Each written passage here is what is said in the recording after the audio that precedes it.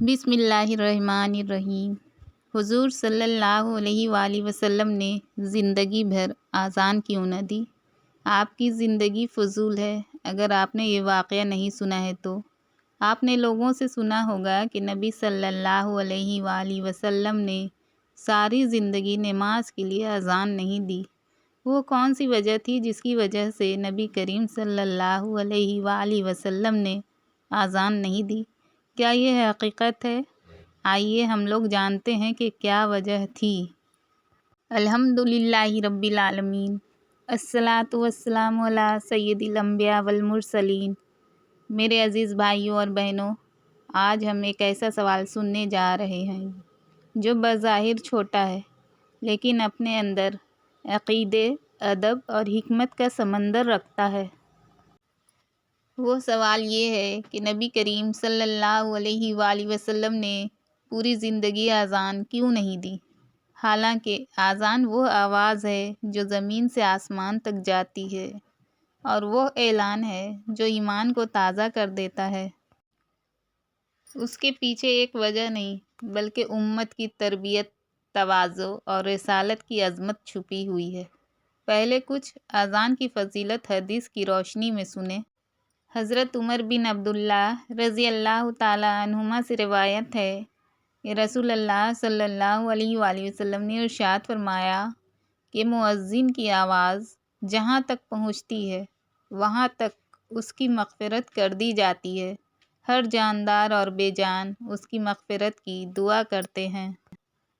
حضرت ابو ہریرہ رضی اللہ تعالیٰ عنہ سے روایت ہے کہ رسول اللہ صلی اللہ علیہ وآلہ وسلم نے ارشاد فرمایا کہ مؤذن کی آواز جہاں تک پہنچتی ہے اس کے گناہ معاف فرما دیے جاتے ہیں۔ حضرت ابو ہریرہ رضی اللہ تعالیٰ عنہ سے روایت ہے کہ حضرت محمد صلی اللہ علیہ وآلہ وسلم نے ارشاد فرمایا کہ لوگوں کو اذان اور پہلی صف کا ثواب معلوم ہو جائے کہ اذان اور پہلی صف قرأ اندازی کے حاصل نہ ہوتی تو وہ ضرور قرأ اندازی کرتے۔ نبی کریم صلی اللہ علیہ وآلہ وسلم نے اپنی پوری حیات مبارکہ میں نماز کے لیے اذان نہیں دی۔ حالانکہ اذان دینا ایک عظیم عبادت ہے۔ اس کی بڑی حکمت ہے کہ اذان میں نبی صلی اللہ علیہ وآلہ وسلم کی رسالت کی گواہی دی جاتی ہے۔ اشہد ان محمد رسول اللہ۔ اللہ تعالیٰ نے چاہا کہ یہ گواہی امت کی زبانوں سے بلند ہو، نہ کہ خود نبی صلی اللہ علیہ وآلہ وسلم اپنی رسالت کی گواہی دیں۔ دوسری حکمت یہ ہے کہ رسول اللہ صلی اللہ علیہ وآلہ وسلم نے اذان کے لیے صحابہ کو مقرر فرمایا، جیسے حضرت بلال رضی اللہ تعالیٰ عنہ، تاکہ امت کو نظام ذمہ داری اور باہمی تعاون کی تعلیم ملے۔ یہ نبی صلی اللہ علیہ وآلہ وسلم کی تواضع اور امت کے لیے عملی تربیت ہے کہ دین کا کام سب مل کر کریں۔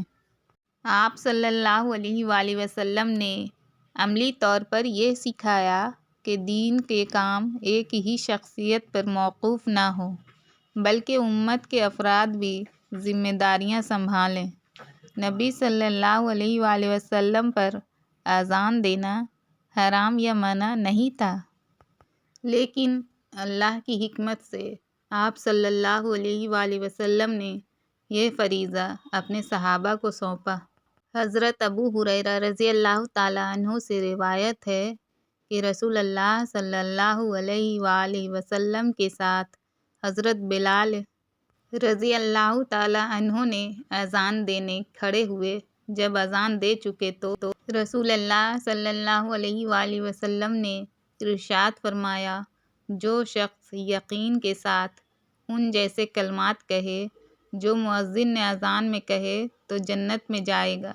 حضرت عبداللہ بن عمر رضی اللہ تعالیٰ عنہ سے روایت ہے، فرماتے ہیں کہ ایک شخص نے عرض کیا، یا رسول اللہ صلی اللہ علیہ وآلہ وسلم، اذان کہنے والا ہم سے اجر و ثواب میں بڑھے ہوئے ہیں، کیا کوئی ایسا عمل ہے جو ہمیں بھی اذان دینے والی فضیلت مل جائے؟ رسول اللہ صلی اللہ علیہ وآلہ وسلم نے ارشاد فرمایا، وہی کلمات کہا کرو جو مؤذن کہتے ہیں۔ جب تم اذان کا جواب دے چکو تو دعا مانگو، جو دعا مانگو گے وہ قبول ہوگی۔ ابن داؤد اور ماجہ ترمذی میں روایت ہے کہ حضرت حسن رضی اللہ تعالیٰ عنہ کی ولادت کے وقت نبی کریم صلی اللہ علیہ وآلہ وسلم نے ان کے کان میں اذان دی۔ آپ صلی اللہ علیہ وآلہ وسلم سے نماز کے لیے اذان دینا ثابت ہے یا نہیں، اس بارے میں شروع سے ہی ائمہ محدثین میں اختلاف چلا آ رہا ہے۔ محدثین کے اس بارے میں رائے ہے کہ امام معین الدین نووی اور جلال الدین سیوطی رحمۃ اللہ علیہ کا موقوف ہے کہ نبی کریم صلی اللہ علیہ وآلہ وسلم نے اپنی حیات طیبہ کے دوران صف نماز کے لیے ایک مرتبہ اذان دینا ثابت ہے۔ جامع ترمذی میں حضرت یعلا بن مرہ کی روایت ہے۔ علامہ ابن حجر عسقلانی، علامہ زرقانی اور علامہ سہیل رحمۃ اللہ علیہ یہ حضرت نبی کریم صلی اللہ علیہ وآلہ وسلم سے نماز کے لیے اذان کے ثابت نہ ہونے کے قائل ہیں۔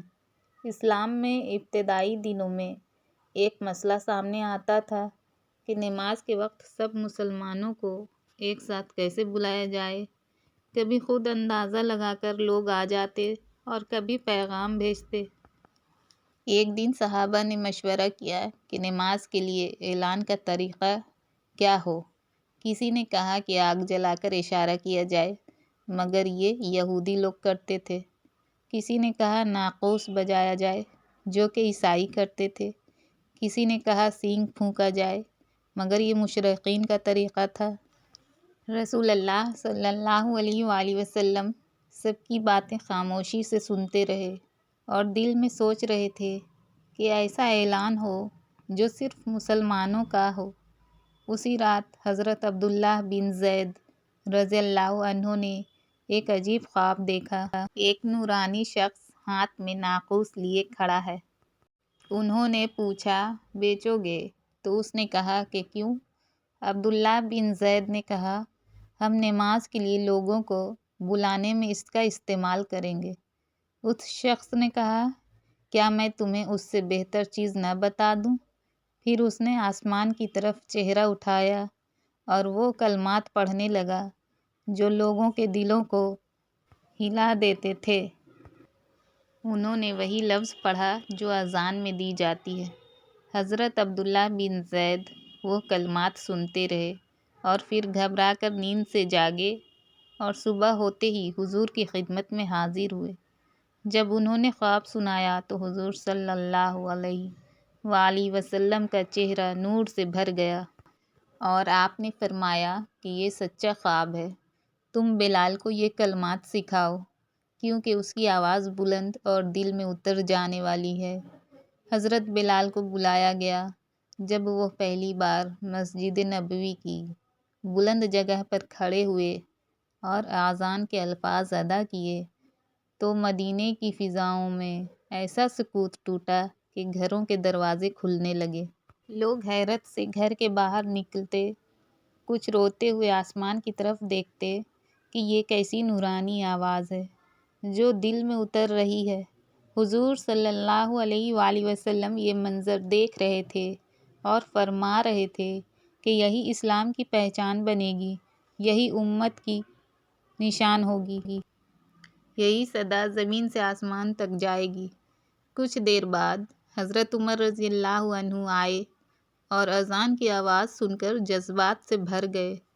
انہوں نے حضور سے عرض کیا، یا رسول اللہ، میں بھی خواب میں یہی الفاظ دیکھے تھے۔ حضور صلی اللہ علیہ وآلہ وسلم نے مسکرا کر فرمایا، اللہ نے تم دونوں کے خوابوں کو ایک کر دیا تاکہ اذان دین کی وہ صدا بنے جو ہمیشہ آسمانوں کی طرف اٹھتی رہے۔ اور یوں اسی دن اسی مدینے میں مسجد نبوی کی فضا میں اذان کی ابتدا ہوئی اور قیامت تک ہر بستی کا آسمان اسی اعلان سے گونجتا رہے گا۔